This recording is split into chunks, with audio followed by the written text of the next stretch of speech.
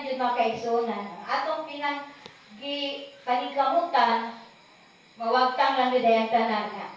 Nahimo lang tanan useless. Limbawa mga kaigsunan, makahuna-huna ka nga ang panglawas, mao'y mas importante. Human, halimbawa, pareha sa akong experience ni Sister Queenie. Halimbawa, pareha sa hitabo ni Sister Queenie, naoperahan siya, di ba, Sister Queenie?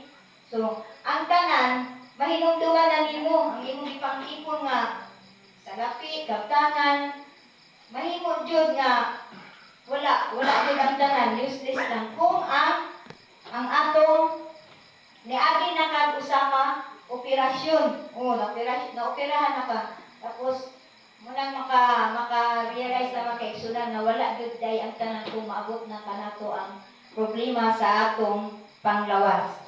Dahil mga kaigsunan, atong mahinumduman bisan unsa day kadako ang atong naipon nga kita nagmasakiton, wala ang tanan